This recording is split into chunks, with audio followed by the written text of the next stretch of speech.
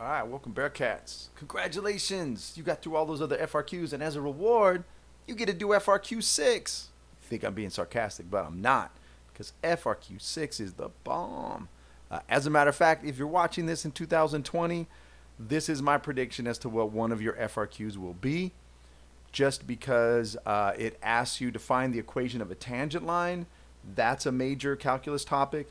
And it also asks you to find a particular solution using integration. That's a major calculus topic. So I kind of think this is what one of the FRQs should look like in 2020, because we only have two. It's Corona year, and because of the coronavirus, coronavirus hit the AP test a little bit hard, and these are the only AP questions that are left. So I have a feeling this is what it's going to look like, but maybe I'm wrong. I don't know. If I'm right, I'm going to feel super smart. If I'm wrong, my bad. I'm just kidding. I'll be sad. All right, so here we go. This one says, hey, I'm going to give you a differential equation, and then I'm going to ask you to write or to draw the slope field of this equation. So remember, if I give you a differential equation, that's actually giving you the equation for all the slopes. So this is just how I would calculate the slope at any point. And here's what's really cool. They did it for you. Like, they actually calculated all of these slopes and put it on the graph. I think they're going to make you do that yourself, but who knows? In this situation, you just draw it, and they're going to say, hey, for part 1, sketch me the solution curve that goes through the point 0, 2. And then I go to 0, and I go up 2, and oh my God, they actually have the point right there. And you know what? That's pretty easy. That's just going to be 0. That's it. You get a point. The other one was at 1, 0. They even put a dot there for you. So remember, when you're drawing these slope fields, try not to cross any of these lines. So going this way, it'll be pretty easy. You can see where it's going. And then you could actually go over to this side and realize, you know what, this is kind of reflexive. So if I go over to this point here, I could probably also draw this. This will be a little harder because it's backwards and I don't draw things well in this direction. However, sorry, that one got a little squirrely. So now in between those, I just got to follow these slopes. It looks like it's going to come down here and turn around. So it's going to come down and turn around. It's just on this side of the line, so it's probably going to come through and turn around and then go up through there. So let's see what they did for theirs. Oh my God, it looks just like mine. A couple of key things you might want to make sure. If you want points, it has to go through those two solutions, and I like the way they wrote this, it has to follow the slope lines and extend to the boundary of the slope field. If all you drew was like that part, no, you don't get points. You have to draw it all the way to the ends of the slope field. You can't just stop. So if you stop, you don't get points. So I would want to know that before I take an AP test, because if I get one of these, I don't want to, if I know the right answer, I don't want to not get points for it because I did something silly like I just stopped too early. All right, so let's go to number 2. You know the question for number 2. We've done this one a lot. It is, if f of x, let f y equal to a particular solution. So this is the actual function that this came from. And it's like, here's a point on the function, f1, 0. So this is the point they gave me. Sorry, rewrite that. It's the point 1, 0. So that's my x and my y value. And it says write the equation of the tangent line, and then I use it to approximate it. We do this every time we do FRQs.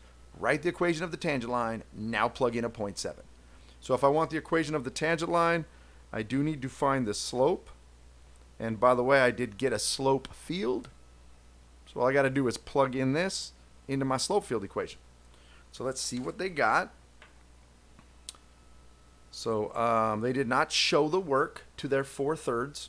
So I will just show you what it looks like. So let's zoom up here real quick. So they just plugged in the point 1, 0. So if you plug in a 1, 0, you're going to get -2 squared times 1. You're just going to get that 4/3. Okay? So that's what they did. They didn't show the work, which tells me you don't have to show your work. However, I would probably show my work just in case I make a negative error. So the slope is going to be 4/3. So the equation of my tangent line is going to use the point 0, 1. So there's the 0 and the 1, 1, 0. So there's the 1 and the 0. So I get a point for that. And then the approximation, I just plugged in a 0.7, and I get negative 0.4, and I get a point for that. So I'm already at 4 points right now. I haven't even started, and the next part is the easy part if you know how to integrate. All right. So part C says find the particular of this particular solution if I actually go through this point 1, 0. So I got f prime, I got dy dx, about to integrate. So I'm going to use my separation of variables, which I'm going to get a point for. So here's my original equation. I'm going to put my y's with my y and my x's with my dx. If I do that, I get a point. Then I'm going to find the integral of this. So if I find the integral of 1/3 x, that's going to be 1/3 x squared over 2. So that's where my 1/6 comes from. And remember, if I find the integral of y minus 2 squared, it's not an ln problem, right? Remember, it's y minus 2 to the negative 2 power. So when I find the integral of that, this turns into a minus 1, and I get y minus 2 over minus 1, which is just a minus sign. So that's why this turns into 1 over y minus 2. I don't need to use a u substitution because it's just a y. The coefficient is 1. It won't affect it. So here's my integral. If I did this correctly, boom, boom, I get 2 points. So 1 check for that, 2 checks for that. This guy. Constant of integration. So now I got to plug in my points. Remember, my points were y equals x equals 1, y equals 0. So if I plug in 1 and 0, I do get a c value of 3. And then if I solve my equation, total equation, which is right here. Here is my actual equation. Hold on.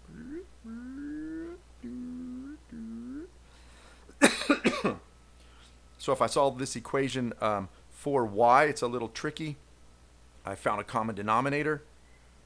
I then flipped both sides. I went this over that and this over that. And then I put the minus sign over there. So here it is. I have this thing flipped, turns into y minus 2 equals 6 over x squared plus 2. And remember, there's a minus sign.